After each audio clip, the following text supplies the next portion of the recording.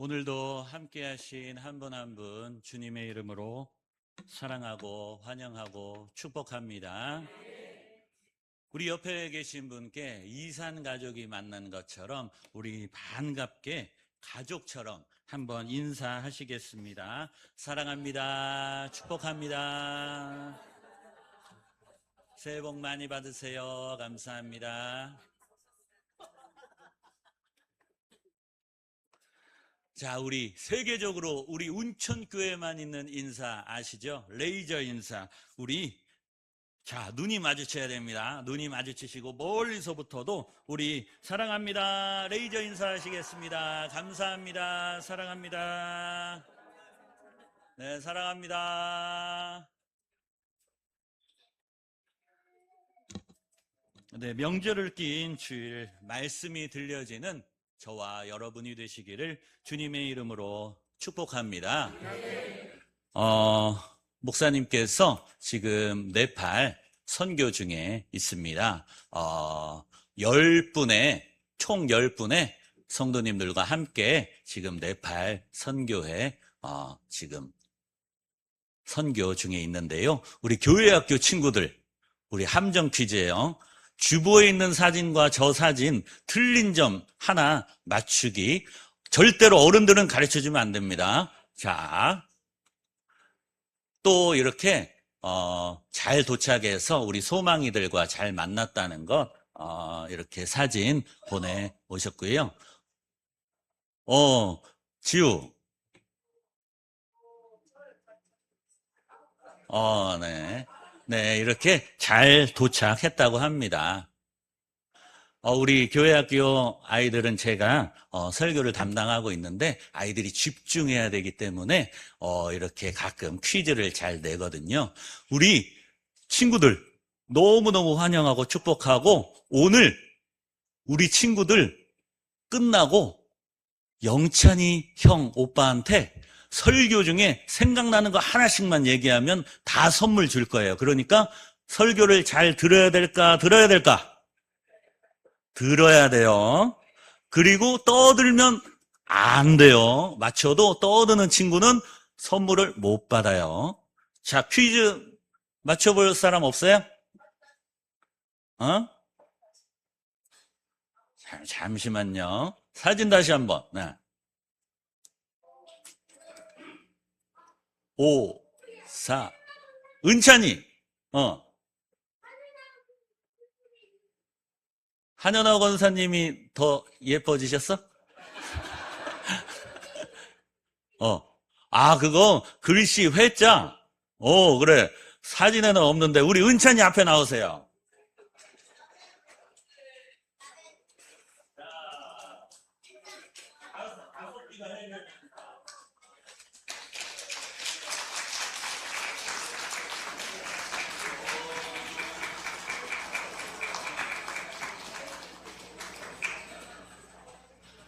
네, 다른 친구들도 선물이 푸짐하게 있으니까 걱정하지 말고 조용히 말씀 잘 들어야 돼요. 자, EBS에서 옛날에 한 실험을 진행했습니다. 그래서 자녀가 있는 부모와 또 그 부모의 부모님이신, 그러니까 손주들에게는 할아버지 할머니가 되겠죠. 그 분들에게 한 가지 실험을 했는데요. 지금 소원이 있다면 뭘 빌고 싶냐라는 그런 질문을 했다고 합니다. 우리 성도님들도 뭔가 소원이 하나씩 있지는 않으세요? 그 실험에서 그 어린 자녀를 둔 부모들은 우리 자녀가 어떻게 건강하게 컸으면 좋겠어요. 그 자녀가 꿈을 이뤘으면 좋겠어요. 라고 그런 소원을 빌었다고 합니다. 그런데 그 자녀를 둔 부모의 부모님이신 할아버지 할머니들은 어떤 소원을 빌었을까요?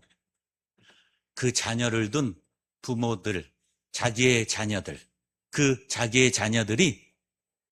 잘 되기를, 자기의 자녀들이 그 하는 일들이 잘 풀리고 건강하기를 그렇게 소원을 빌었다고 합니다. 이게 내리사랑이 아닌가 싶어요. 아무리 손주가 이뻐 보여도 자식만 하겠습니까?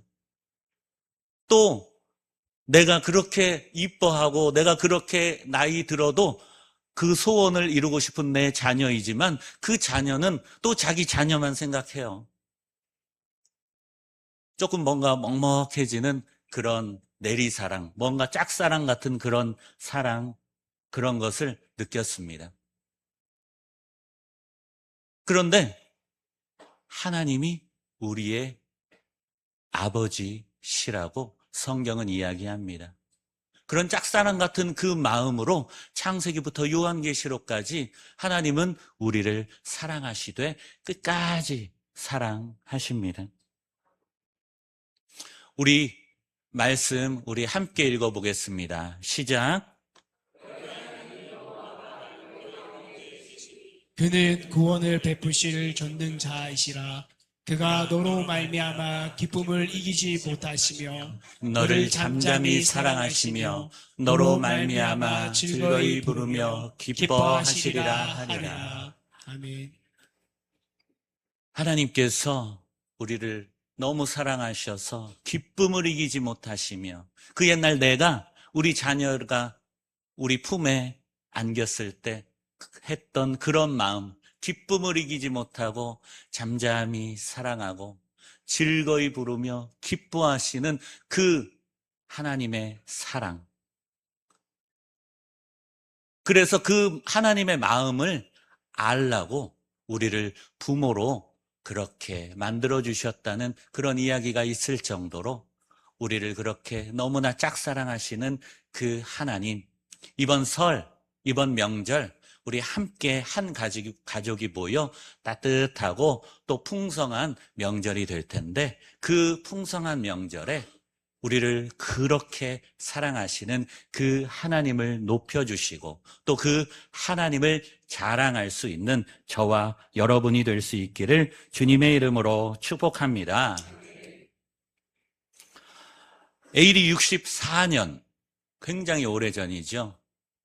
그때 그리스도인들에게는 참 잊을 수 없는 해였습니다. 역사적으로 기록될 만큼 어마어마한 화재가 로마에 발생했습니다. 화재가 진압되었습니다. 그리고 그 화재 가운데 상처 입은 사람들이 황폐한 그 모든 것을 보며 절망할 때 한 가지 소문이 로마에 퍼지기 시작했습니다. 저렇게 불을 낸 황제가 술을 마시며 노래를 부르며 그렇게 춤추고 있었다. 누군가 미워할 대상이 필요한데 그 황제가 그 대상이 지금 되고 있었습니다. 그때 황제는 로마에 없었는데요. 그렇지만 황제는 그 자신에게 오는 그 미움의 화살을 피하려고 한 가지 꾀를 내었습니다. 그것은 바로 그리스도인들입니다. 아니야, 내가 한 게 아니라 이 불은, 이 화재는 너희가 미워해야 할 사람들은 그리스도인들이야.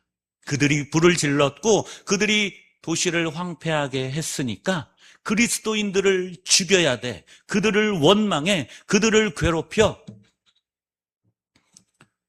그래서 그 소문이 이제 그리스도인들을 잡아 죽이자라는 그 희생양이 된 그리스도인들에게 향하게 되었습니다. 이제 대대적인 체포령이 내려졌습니다. 그리스도, 크리스찬, 교회, 말씀, 찬양, 그러면 모조리 잡아들였고요. 피비린내 나는 처형, 그리고 고문, 그것이 시작되었습니다. 살아남은 사람들은 지하에 땅을 파고 숨기 시작했습니다. 카타콤으로 숨고 또 적지 않은 수의 사람들은 목숨을 보존하기 위해 로마를 떠나서 뿔뿔이 흩어지게 되었습니다. 고난과 핍박이 정점에 달했을 때 사도 베드로는 베드로 전서를 기록합니다. 그들에게 편지를 쓴 것입니다. 그 시작은 이렇습니다. 우리 함께 읽어볼까요? 시작. 예수 그리스도의 사도 베드로는 갈라디아, 바도두야, 아시아와 비두니아에 흩어진 나그네. 베드로의 편지를 받은 사람들은 흩어진 나그네 같은 사람들이었습니다. 말할 수 없는 환난, 말할 수 없는 그 핍박, 그럼에도 불구하고 포기할 수 없는 그 믿음, 그 신앙을 품고 살아왔던 그들에게는 하나님의 위로 아니면 살아갈 수가 없었습니다. 그래서 3절에 사도 베드로는 이렇게 위로합니다. 이것도 한번 같이 읽어보겠습니다. 시작. 우리 주 예수 그리스도의 아버지 하나님을 찬송하리로다. 그의 많으신 긍휼대로 예수 그리스도를 죽은 자 가운데서 부활하게 하심으로 말미암아 우리를 거듭나게 하사 산 소망이 있게 하시며. 우리가 구원받은 것은 하나님의 많으신 긍휼 때문입니다. 하나님, 우리를 긍휼히 여기시는 분이십니다. 긍휼이 뭡니까? 마땅히 저주해야 할 사람, 저주받아야 될 대상, 그런 자격이 있는 사람을 불쌍히 여기셔서 저주하지 않는 것, 그 상태로 내버려 두지 않는 것, 그것이 긍휼입니다. 우리는 성경대로 보면은 너무나도 큰 죄인입니다. 마땅히 하나님의 그 진노를 받아야 될 진노의 대상입니다. 의인은 없나니 하나도 없는 그런 노아와 같은 그런 시대에 우리는 살아가고 있습니다.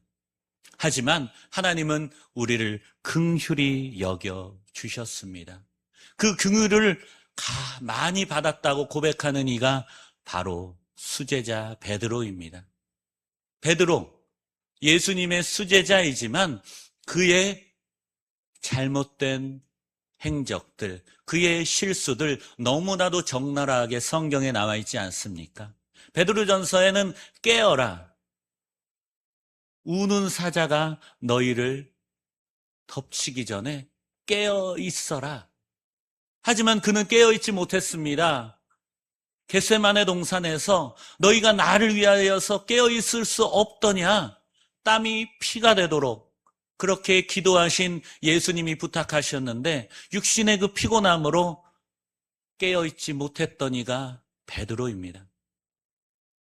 또 예수님을 부인하지 않겠습니다라고 했지만 예수님을 3번이나 부인했던 이가 베드로입니다. 그런 그가 어떤 자격이 있어서, 어떤 내세울 것이 있어서 수제자 베드로로, 사도로서 그렇게 살아갈 수 있습니까? 바로 내가 너를 사랑한다. 그 예수님의 긍휼하심 아니면은 그는 살아갈 수가 없었습니다. 그래서 그 많은 긍휼, 그 많으신 긍휼로 말미암아 살아갔던 나처럼 너희도 그렇게 살아가라 라고 그렇게 이야기했던 것입니다. 2차 대전 아우슈비츠 수용소에 참 많은 끔찍한 일들이 있었습니다. 투옥되고 고문받고 죽음을 맞이하는 그런 많은 일들 가운데서 그 수용소 벽에 한 글귀가 쓰여져 있었는데요. 우리가 잘 알고 있는 찬양의 가사입니다. 하늘을 두루마리 삼고 바다를 먹물 삼아도 한없는 하나님의 사랑 다 기록할 수 없겠네. 어떻게 이런 귀한 제목이 그 끔찍한 곳에서 쓰여질 수 있었을까요? 아무리 인간적인 고통이 몰려와도, 두려움이 몰려와도, 세상이 우리를 짓눌러도, 지옥 같은 그 상황 가운데서도 하나님의 그 사랑을 생생하게 느꼈기 때문입니다. 누구도 빼앗을 수 없는 그 소망으로 그 사람은 살아갔기 때문입니다. 그는 고난을 이겼습니다. 그는 그 힘을 누릴 수 있었습니다. 하나님이 주시는 힘이기 때문입니다. 이 힘으로, 이 소망으로 매일매일을 살아갈 수 있는 저와 여러분이 되시기를 주님의 이름으로 축원합니다. 우리는 소망 없는 사람입니다. 희망 없는 사람입니다. 성경이 말하는 그 희망, 그 소망, 그거 말고 세상이 주는 소망과 희망은 성경에서는 절망이라고 이야기합니다. 에베소서 베드로 전서 1장 3절, 우리를 거듭나게 하사 산 소망이 있게 하셨다. 우리를 거듭나게 하사 산 소망이 있게 하셨는데 언제부터 그게 생겼느냐? 바로 거듭났기 때문에 산 소망이 생겼다라는 것을 우리는 기억해야 합니다. 거듭나기 전에는 우리는 그렇게 절망의 사람이었습니다. 에베소서 2장 12절에는 그때의 너희는 그리스도 밖에 있었고 이스라엘 나라 밖의 사람이라 약속의 언약들에 대하여는 외인이요 세상에 소망이 없고 하나님도 없는 자였다. 그게 원래 우리였는데 우리를 다시 태어나게 하셔서 우리에게 산 소망, 새 소망을 주신 분이 바로 하나님이십니다. 그래서 그 하나님이 오늘 우리에게 말씀이 들려지게 하시고 말씀이 믿어지게 하셨습니다. 아, 내가 잘못 살아가고 있구나. 나에게는 참 소망이 없구나. 라는 것을 깨닫게 하시고 이 세상에 내가 소망이라고 살아왔던 그 모든 것들은 다 진짜 소망이 아니구나 라는 것을 우리는 이제 깨닫게 된 것입니다. 그 새 소망, 바로 그 썩지 않을 것으로, 더럽지 않은 것으로, 쇠하지 않은 것으로 우리 베드로전서 1장 23절 함께 읽어볼까요? 시작. 너희가 거듭난 것은 썩어질 씨로 된 것이 아니요 썩지 아니할 씨로 된 것이니 살아있고 항상 있는 하나님의 말씀으로 되었느니라. 아멘. 썩지 않고 더럽지 않고 쇠하지 않는 그 유업을 우리에게 주시기 위해서 오늘 우리에게 말씀이 들려지고 오늘 그 말씀이 믿어지고 오늘 그 말씀으로 우리를 살게 하신 분이 바로 하나님이십니다. 자, 썩지 않고 더럽지 않고 쇠하지 않는 그 유업.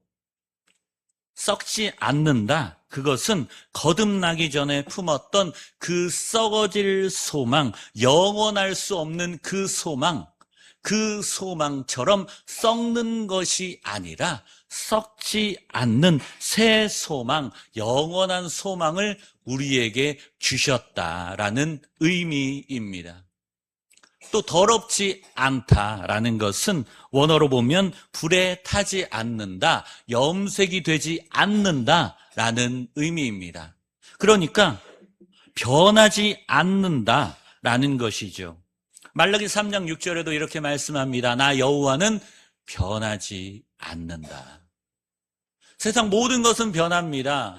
당장 우리만 봐도 그렇지요. 어린아이가 청년이 되고 청년이 또 젊음이 영원할 것 같은데 점점 나이 들면서 나의 건강했던 육신들이, 나의 멀쩡했던 생각들이 깜박깜박하기도 하고 또 이제 힘이 붙이기도 하고 그런 우리의 육신을 바라보며 아, 이 세상의 것들은 영원한 것이 아니구나. 변하지 않는 것이 세상에 없구나. 잠깐 눈 감고 떴더니 동네에 새로운 건물이 막 세워지기도 하고 부셔지기도 하고 그런 것이 우리네 세상 아니겠습니까? 하지만 변하지 않으시는 그 하나님, 그리고 변하지 않는 그 약속, 그 소망으로 우리를 살게 하신다라는 것입니다. 쇠하지 않는다라는 것은 시들지 않는다라는 것이죠. 이사야 40장 8절에 풀은 마르고 꽃은 시드나 우리 하나님의 말씀은 영원히 서리라 라고 말씀하고 있습니다. 그 아름다움, 영원한 아름다움, 이 세상에는 그런 게 없죠. 영원한 아름다움은 세상에 없습니다. 하지만 사람이 자랑하고 내세우는 그것이 아니라 하나님이 우리에게 주시는, 우리가 거듭남으로 인해서, 말씀으로 새롭게 태어남으로 인해서 품을 수 있는 그 하늘의 유업, 그 소망은 결코 시들지 않고 약해지지 않고 쇠하지 않는다라는 것입니다. 썩지 않고 더럽지 않고 쇠하지 않는 그 산 소망, 새 소망을 움켜잡을 수 있는 저와 우리 여러분이 다 되시기를 주님의 이름으로 축원합니다. 우리 함께 고백해 볼까요? 가슴에 손을 얹고 나에게는 새 소망이 있습니다. 나에게는 새 소망이 있습니다. 나에게는 새 소망이 있습니다. 나에게는 새 소망이 있습니다. 누가 나를 욕해도, 누가 나를 비난해도, 누가 나를 모욕해도, 내가 수용소 같은 그 절망 가운데 있을지라도 나는 소망이 있습니다. 그렇게 고백할 수 있는 우리 모두가 될 수 있기를 바랍니다. 에드워드 모트라는 목수가 있었습니다. 나무를 조각하고 쇠를 두드리는 그런 목수였습니다. 그는 입에 불평을 달고 살았습니다. 나는 왜 이렇게 태어나서, 내 부모는 어떤 사람인지, 왜 나를 이렇게 태어나서 맨날 이렇게 망치질을 하며 나는 이렇게 살아가는가. 반항하고 열등의식을 가지고 원망을 품고 살았습니다. 그래서 두드리는 그 망치가 그렇게 반항과 원망과 불평, 그것으로 가득했고요. 그것이 입으로 그렇게 터져나오는 그런 삶, 그런 무의미하고 소망 없는 그런 삶을 살았습니다. 그런데 어느 날 런던에서 한 교회에서 말씀이 그 청년의 귀에 들려졌습니다. 그래서 나는 구원받았구나. 나는 소망이 있는 사람이구나. 나는 오늘 이 삶을 소망 있는 사람으로 살아야 되겠구나. 라는 소원이 생겨나게 되었습니다. 그래서 그 자리에서 예수를 구주로 고백하고 이제 그는 일기를 썼는데요. 이제 내 망치는 두드리는 꽝꽝 소리가 나는 그런 망치가 아니라 노래하는 망치다. 내 망치는 이제 그 소리가 춤을 추게 한다. 내 눈동자는 생기가 돌고 내 마음에는 생수가 솟고 나는 이제 내 마음에 찾아오신 예수님 때문에 소망으로 살게 되었다.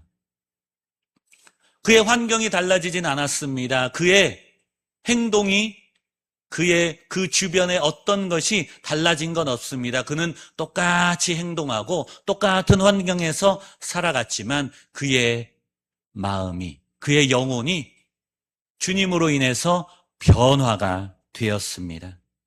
성령께서 그를 거듭나게 하시고 그 망치질이 이제 찬양이 될 수 있었습니다. 그리고 그는 그 찬양의 가사를 이렇게 기록합니다.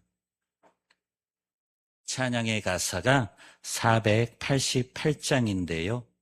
이 몸의 소망 무언가 우리 주 예수뿐일세. 우리 주 예수 밖에는 믿으리 아주 없도다.